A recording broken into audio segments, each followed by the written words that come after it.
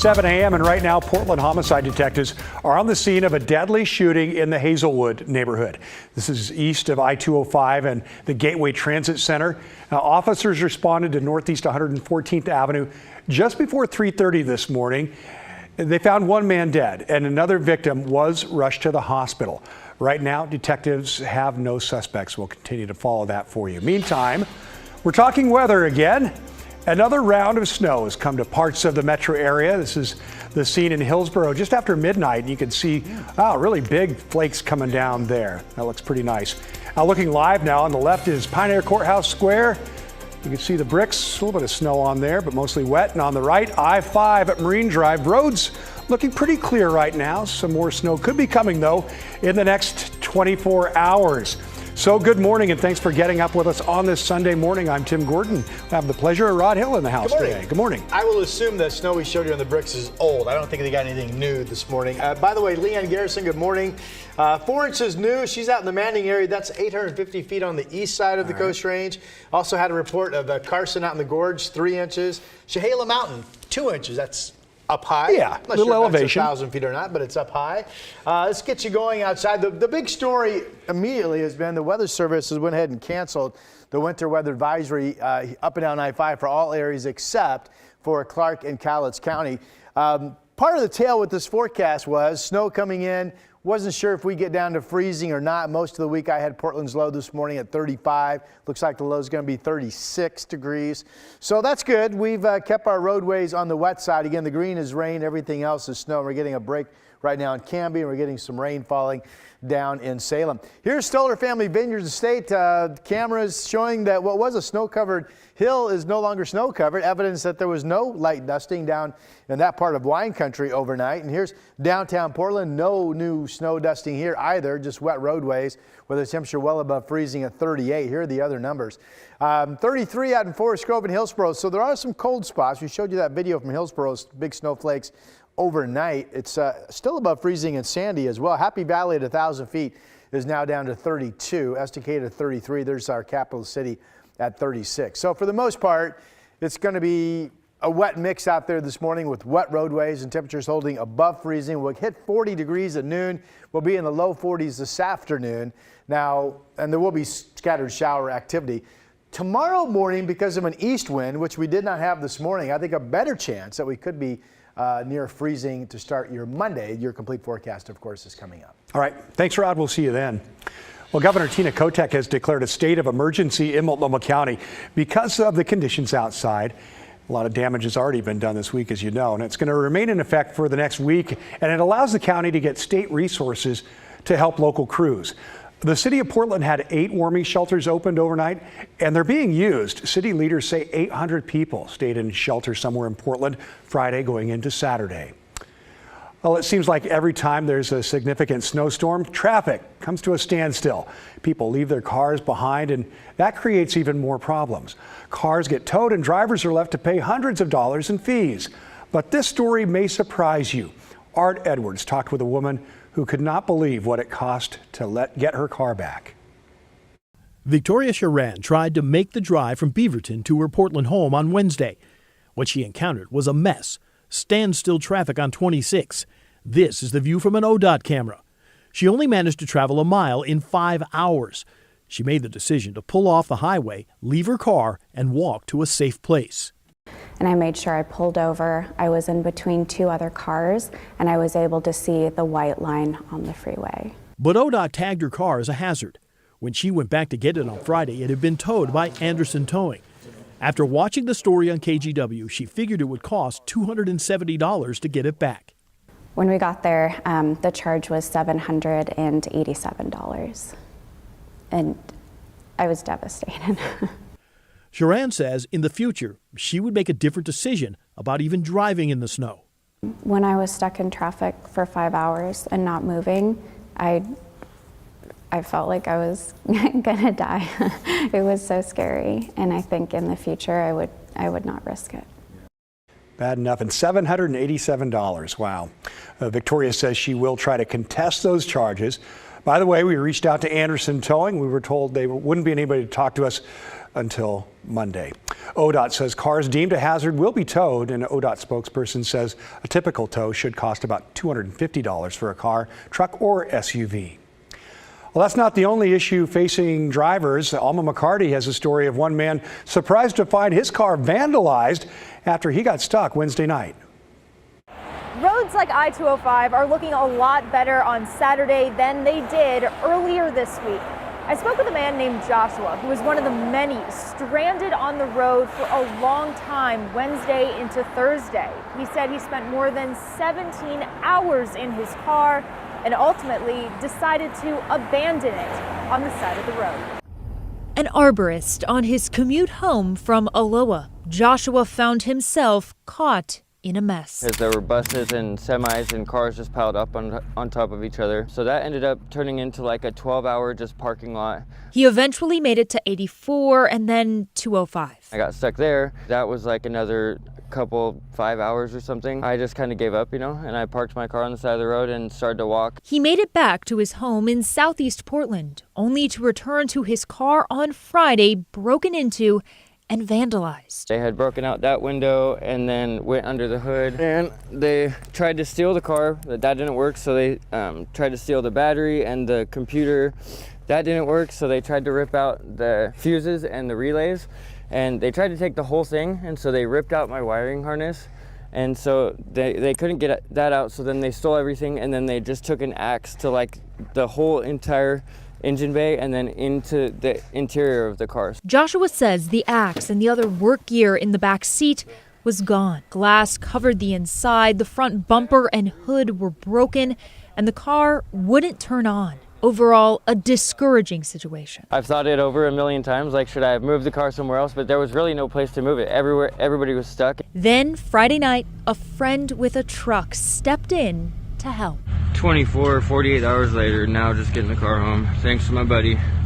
Came all the way from Corvallis to help me. He was very nice and tied it up, and we towed it all the way home. So that was awesome. That was like a victory. At this time, PPB has limited information about possible car prowls or vandalism post-snowstorm, but says these incidents are often reported later on, given the staffing and delays in response times for non-emergency calls. Joshua doubts he's the only victim. I'm positive that there were other cars that this happened to, and I've had seen several other cars with their windows broke out or their wheels gone. I'm sure it happened to several other people. It wasn't just me. In Portland, Alma McCarty, KGW News. Yeah, we will continue to update you on the latest weather news on air and, of course, online as well. Just download the KGW News app to get that going. Well, turning to our homeless crisis now, Governor Tina Kotek is creating coordination groups to address homelessness in certain areas of the state. On her first day in office, she declared a homelessness state of emergency for regions where homelessness has increased by 50% or more from 2017 to 2022. That's areas such as the metro area, Central Oregon, and the Willamette Valley. She's now creating multi-agency coordinating groups to target those emergency areas. The goal of the groups is to prevent more than 8,000 households from becoming homeless, add 600 shelter beds, and get at least 1,200 people off the streets, all by January of 2024. However, this work depends on the state legislature passing her proposed investment packages on that. Still to come on Sunrise, new research that could save your dog. Some dogs are predisposed to deadly bleeding problems after surgery. Researchers at Washington State University created a way that owners can test their pet to see if they're at risk. And did you know you can watch Sunrise anytime you want, anytime at all on KGW Plus? In fact, all of our news is on Roku and Amazon Fire. Just look for KGW, and please add us to your home screen and stream Sunrise on your schedule. We'll be right back.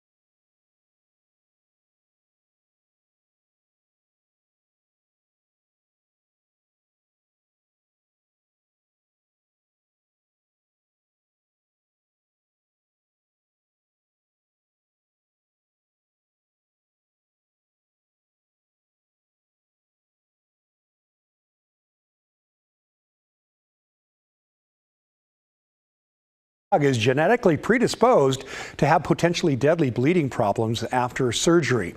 The problem is most often found in sight hounds like Scottish deer hounds, but also in greyhounds and other breeds. In fact, researchers found a less serious occurrence in half of all dog breeds. But in worst cases, it causes what's called delayed postoperative hemorrhage, described by the study's author, Dr. Michael Court.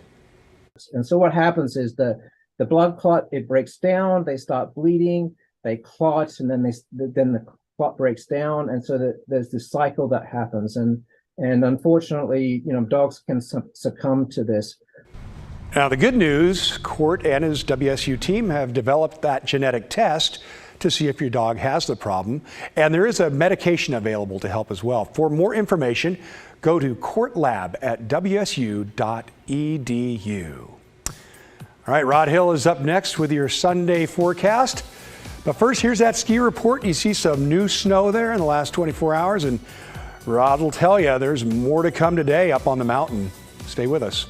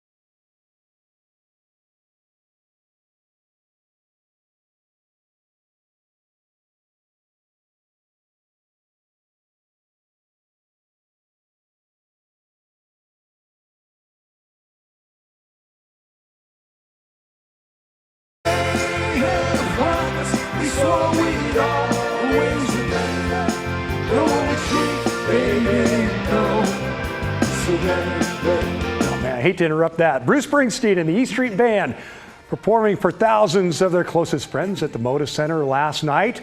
They opened with the hit song No Surrender. The E Street Band is touring together for the first time since 2017. Springsteen and friends are heading to Seattle next. They'll perform at Climate Pledge Arena tomorrow night.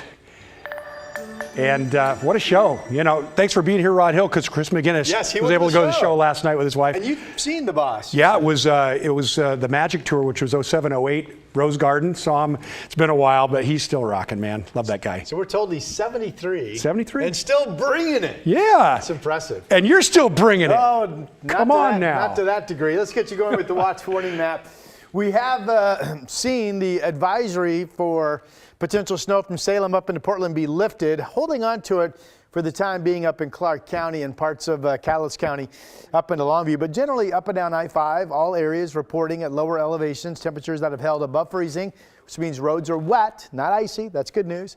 We do have the storm warning in the Cascades And the Coast Range here continuing. The Coast Range up through at least 10 o'clock this morning. Cascades will see snow at times being heavy all the way through the day. So I want to go out to the gorge. Here's the Multnomah Falls parking lot. Well, it doesn't look too bad, but now check out this. By the time we get to Cascade Locks, 34 degrees, but certainly new snow on Interstate 84. And it looks even a little bit worse by the time you get out to Hood River. So if you can delay your trips out into the gorge until later today when ground temperatures warm up a little bit, that would probably be a good thing to do. Here's a look at the Coast Range. Folks going back and forth over the Coast Range will definitely find snow-covered roads up high. Here's Highway 26, 32 degrees, very snow-covered as well. A little dicey, 33 even over the Rainier Summit, and that's just under 500 feet. Here's just under 600 feet, Oregon 6 in the Tillamook, very snow-covered there. And of course, no surprise that the Cascades are snow-covered. Here's the government camp that's looked that way all week. 27 degrees. ODOT gets out and plows, but it's been so cold. Here's Santiam Pass. They can't really get anything off the road. They just plow it, and it's slow going. There you go. All right, we've had a cold front come in this morning.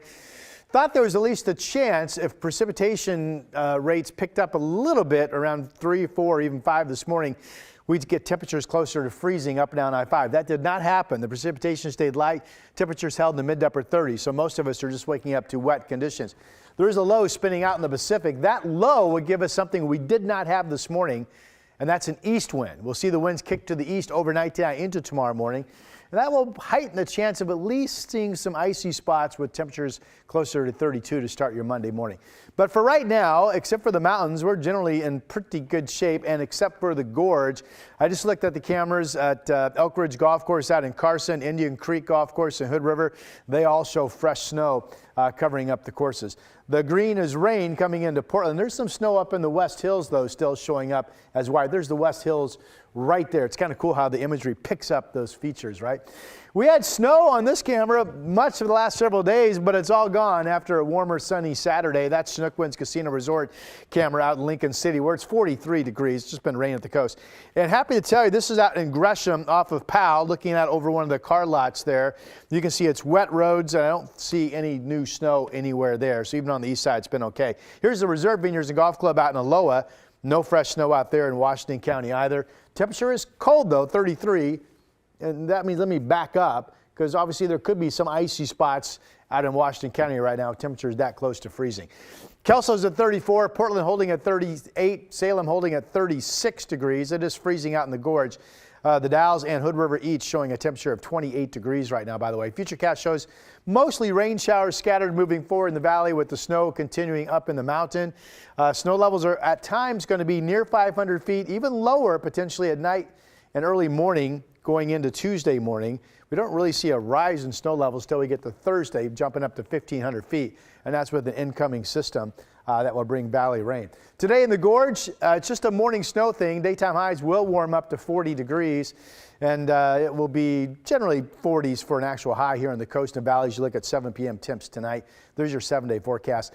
We'll watch for the chance, Tim, of both Monday morning and Tuesday morning of some moisture that could be snow. Wednesday is dry right now, and that's your forecast. All right, Rod, thanks a lot. Well, still to come, a remarkable story out of the University of Washington will soon be immortalized on film.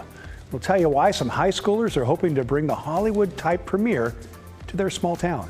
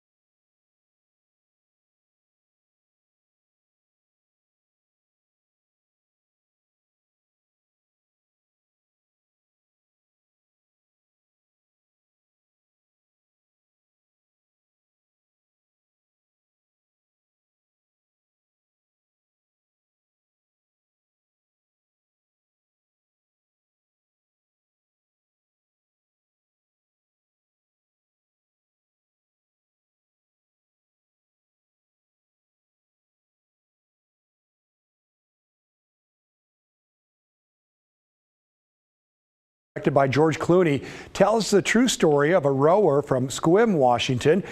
Now, as the students at his alma mater learn more about his legacy, they're hoping to bring the big movie premiere to their town, all for a good cause. Julie Calhoun has more.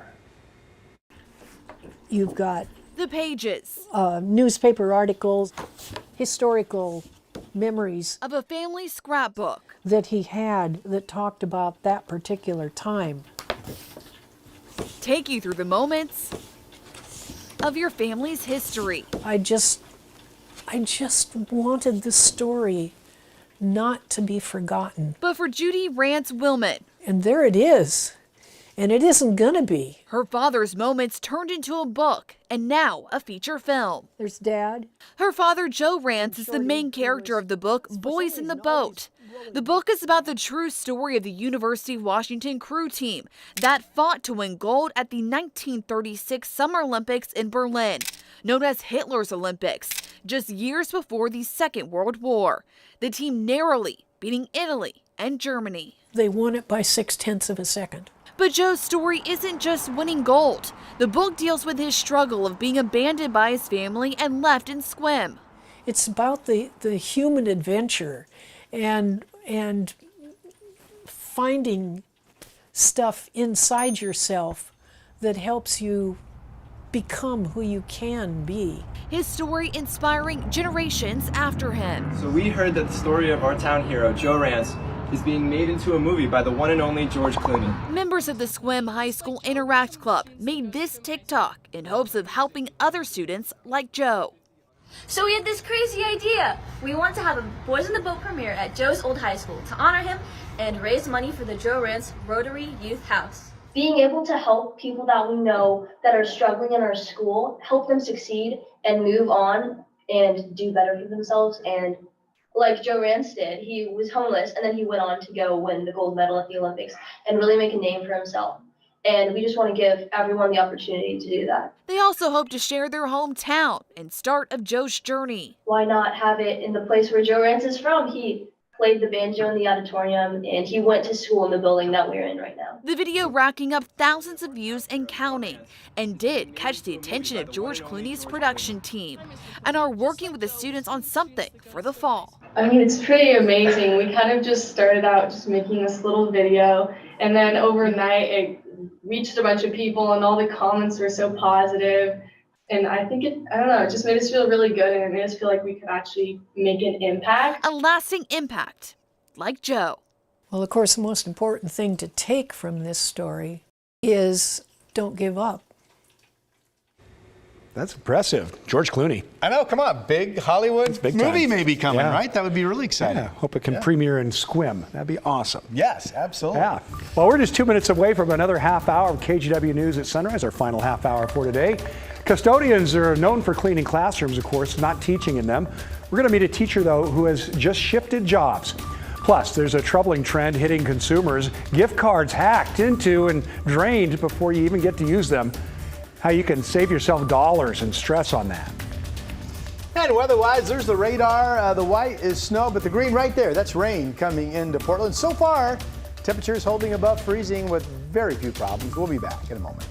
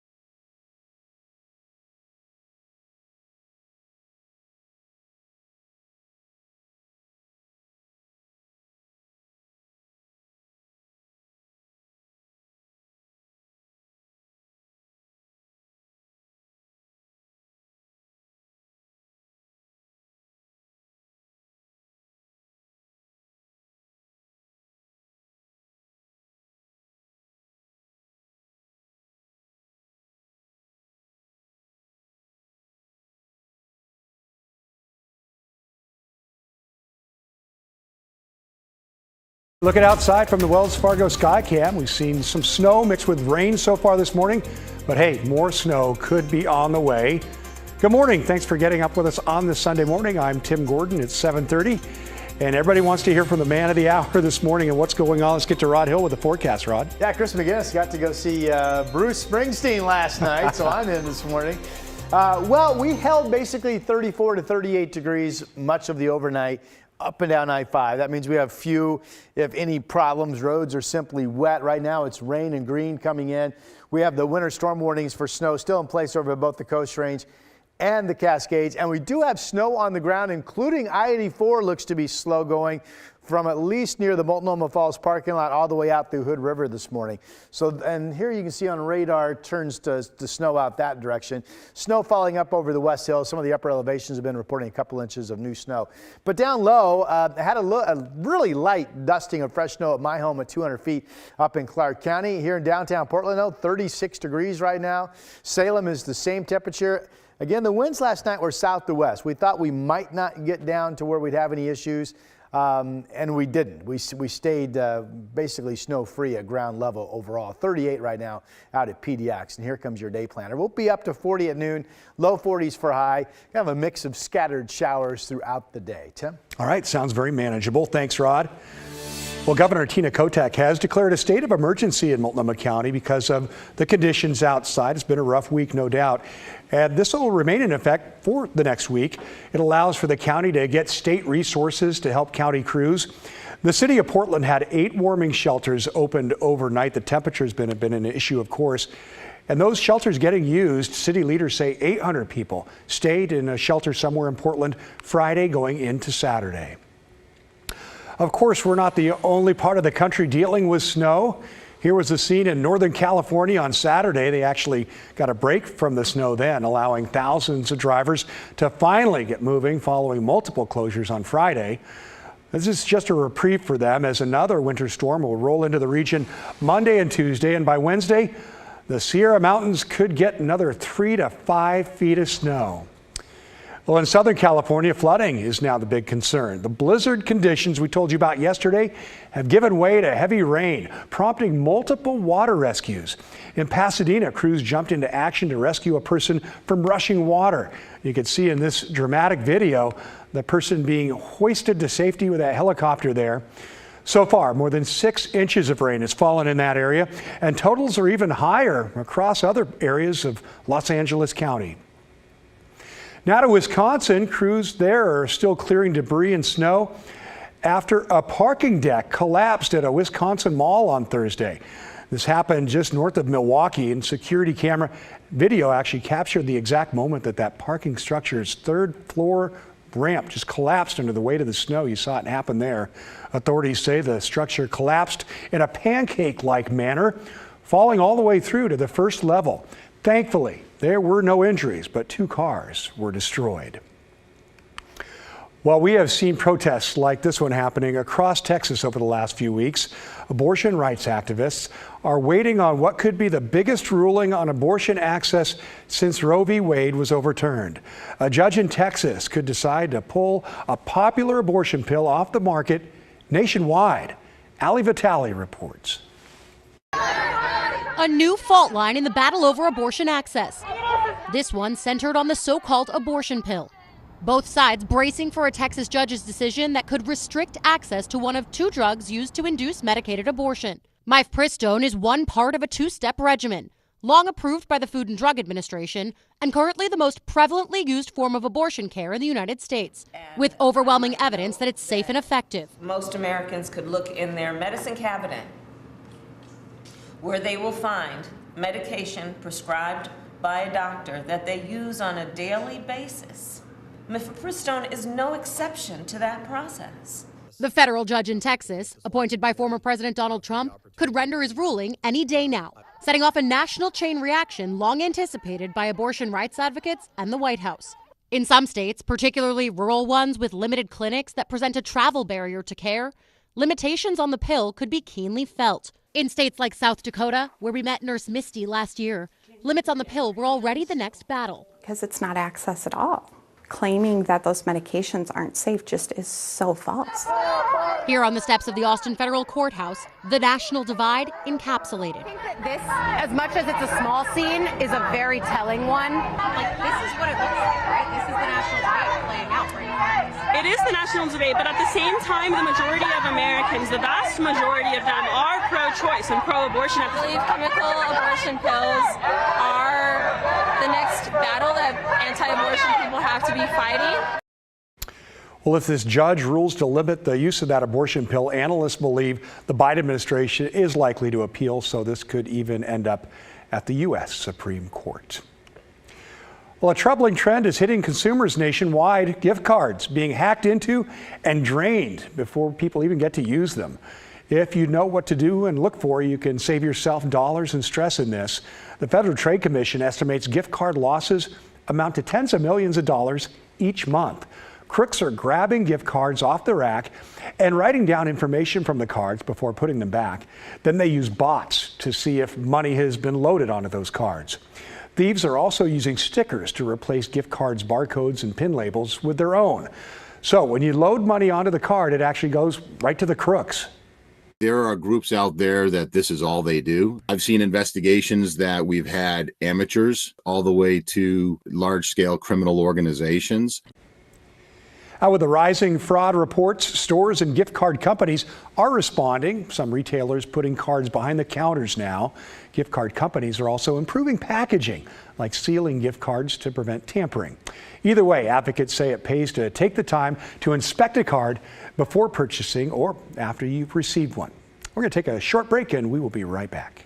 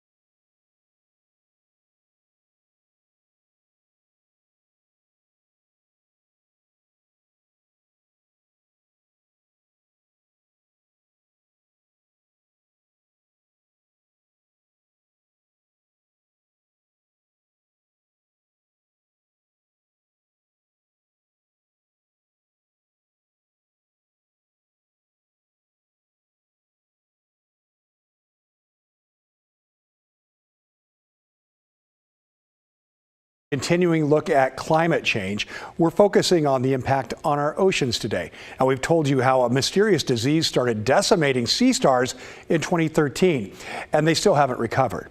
Now, researchers from the University of Oregon and Oregon State have begun to unravel some of the cascading effects of their disappearance. Environmental reporter Cale Williams explains.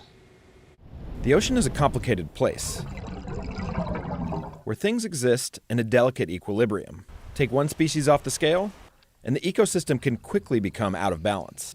That's what happened when sea stars essentially vanished from the entire West Coast starting in 2013, due to a mysterious ailment called sea star wasting disease. The disease hit during a marine heat wave, and researchers are still working to determine what caused the die-off. But the impacts to other plants and animals, that's becoming more clear.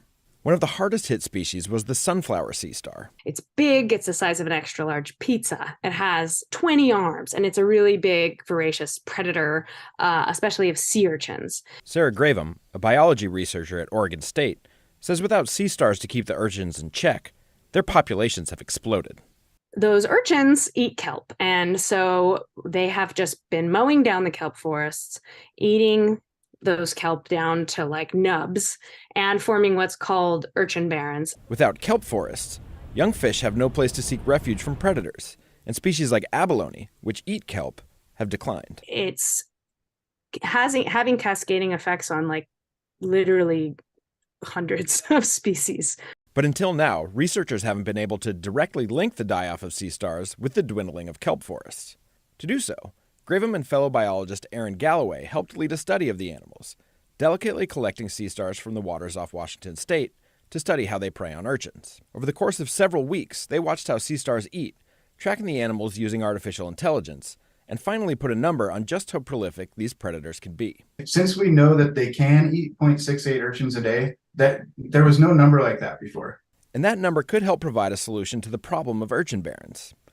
Sea stars have shown few signs of recovery, but Gravem and Galloway said that if they're given the chance, the creatures could restore balance to the oceans off the West Coast. Our only chance of really recovering at the scale that needs to happen, our kelp forests, is, I think, through like the natural recovery of predators. Whether that means transporting sea stars from areas where they endured the wasting disease, or using captive breeding programs, Gravem said it's clear that humans need to step in. I think at this point, if we don't intervene, it's going to be 50 years before we get these things back. Cale Williams, KGW News. Interesting stuff. All right, here's a look outside the Wells Fargo Sky Cam on a Sunday morning. And up next, it's time to celebrate birthdays. We'll have that, plus Rod Hill will take a look at your Sunday forecast. Don't go away.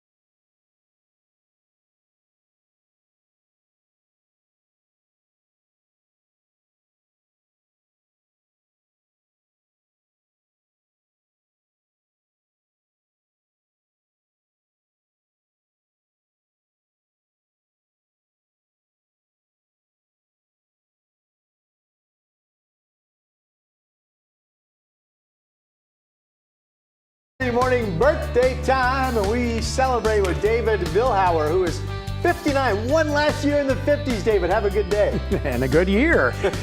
And Alyssa is 22 in Beaverton, looking sharp there. Happy birthday to you. And we wrap it up with Colton Kemper, who is 11 today. Football player, looks like. Happy birthday to you.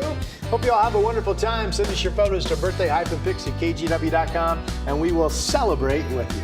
We will celebrate. What are we celebrating? We're celebrating, if you don't like icy roads, we're celebrating that we stayed in the mid to upper 30s I'm last celebrating night. that. We're celebrating Absolutely. that. So going to church, getting out the door early this morning, generally you'll find what roadways there. I mean, use caution, right? There are some pockets that have been closer to 32. Let's show you our watch warning map. So earlier we had a winter weather advisory for potential sticking snow that was just north of Albany all the way up to the Longview.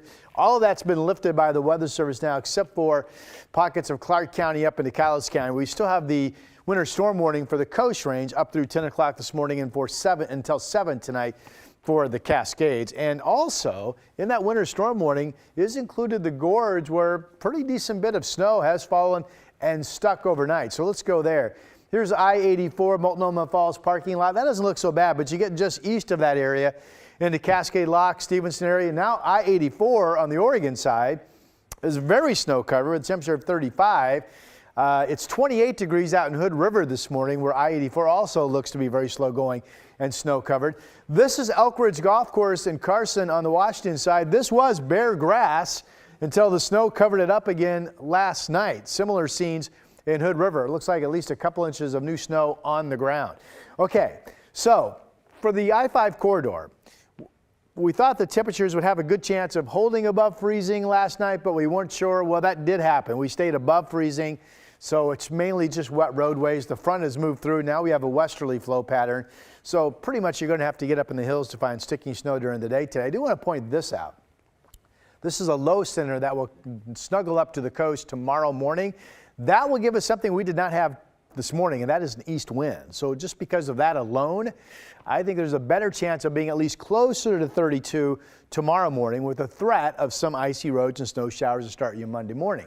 This chilly weather pattern, by the way, stays with us all the way into midweek. You see it's rain showers offshore coming in. Reminder, the white is snow, including out in the gorge, including the West Hills right there. Snow levels are going to be at times, or I would say on average, for sticking snow, the snow level is going to be 500 feet today. At times maybe a little bit higher. I don't think it's going to get lower than that at this point, but we could certainly see some heavier showers during the day produce some snow coming down in the air. Again, it's now rain in Salem. It's rain up through downtown Portland. There's that snow up in the West Hills. We've had reports of at least a good inch along the tops of some of the metro hills. Had a report of 2 inches up in the Chehalis Mountains this morning, by the way. Down in wine country. 39 in Astoria currently. Kelso 34, a little bit cooler there, but Portland's in the upper 30s and Salem is at 36. You see the 29-degree temperature out in the Dalles.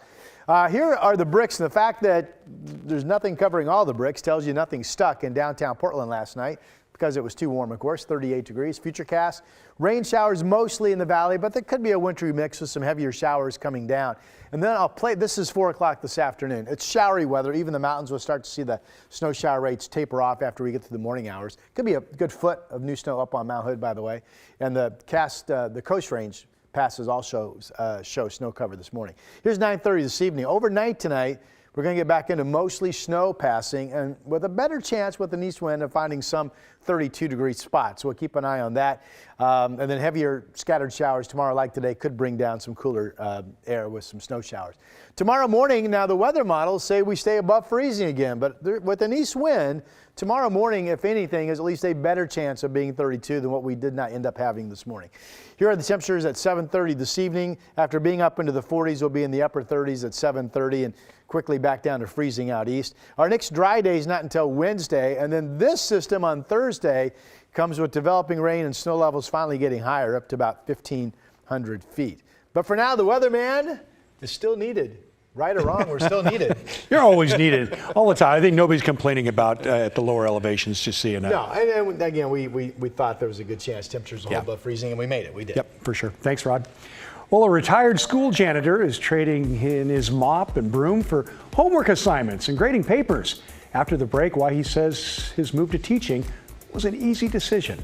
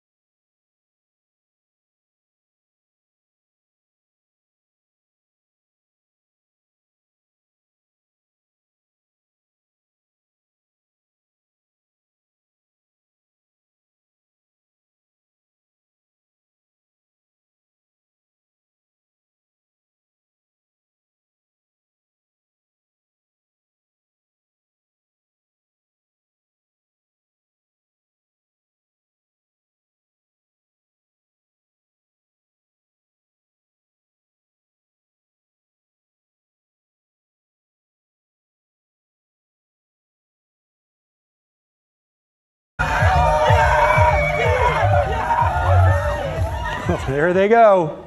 In the water, hundreds of brave souls took the plunge Saturday in the 2023 Polar Plunge, benefiting Special Olympics Washington. Nearly a dozen teams plunged into that cold water at Alki Beach, that is in West Seattle, to raise money to help local athletes participate in the Special Olympics. Great cause. More than $100,000 was raised for Special Olympics. There they go. There they go again. Looks like they went twice. Oh, it's repeating. Okay, I get it. All right, well, school custodians are known for cleaning up classrooms after the kids have left, but one Minnesota custodian is hanging up the broom and hanging out during school hours by becoming a teacher. Boyd Hubert introduces us to Mr. Peterson. School custodians traditionally stay in their lanes. It's just all about getting the work done. No longer so at Plymouth Middle School. Good morning. Where Mike Peterson has gone from broom Social studies. to Okay. classroom. You know what he did before? Yeah, he was a janitor, head janitor. Welcome to my world.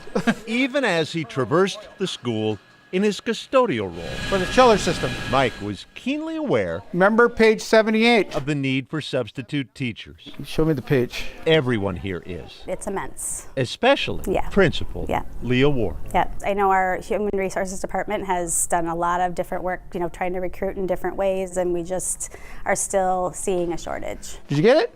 Good. All right. You're all right. But before Mike could teach, he needed a degree, which, taking night classes, Yes. he got. This old dog is learning new tricks.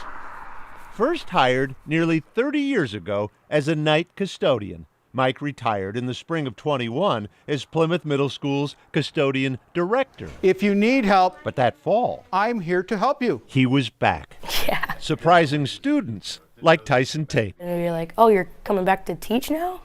So you're like, okay. Turns out, Yeah. as Mike walked these halls as a janitor, he was also listening and learning This is my mentor.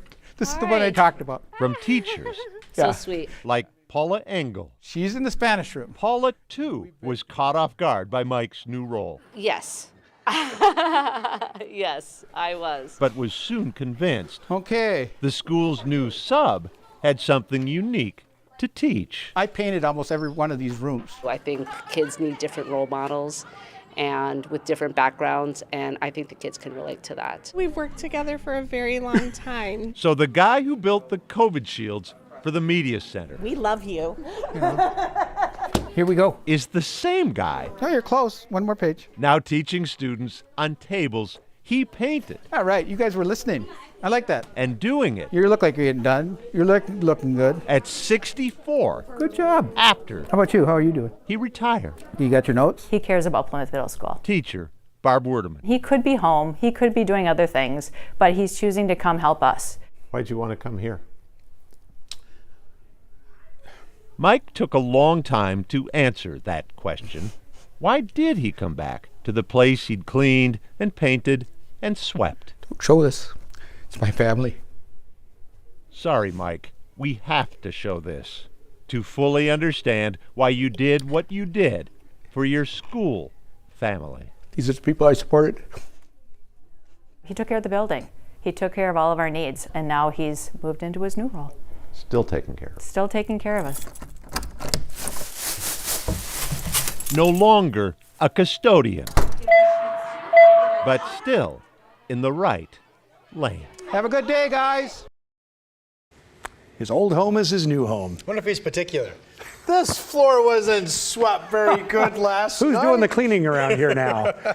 Maybe you gotta wonder. All right, let's show you radar one more time on this Sunday morning. Again, the tale, if you are just joining us late, is that most areas held between 34 and 36 for actual low temperatures last night. So we have very few reports of even light dustings down low. The roadways are being reported as simply wet. That's green is the rain you're looking at on the radar right now. And there's a look at the coast where temperatures will be in the 40s today. We'll also warm up into the low 40s here in Portland, our 7-day forecast. Now, the next next couple of mornings, and overnights, and a Monday morning and a Tuesday morning, we again will watch for the potential of some scattered light accumulations of snow. And tomorrow morning and Tuesday morning, I do give us a tip at 32. I think there's a better chance we'll see some freezing numbers coming up. So still chilly, still lots to watch out for. Okay, good. On my days off, we can go back to a little dicey, and then we get out of it. Then we get out of it. We get out of it. Nice and dry. And by the way, FYI, the one spot that did pick up troubles they had not had is the gorge, where I-84 is fairly snow covered from Cascade Locks through Hood River. Be careful out there. Okay. Hey, thanks for being here, Rod Hill. Thanks for joining us, everybody. Meet the Press is next right here on KGW. Have a great Sunday.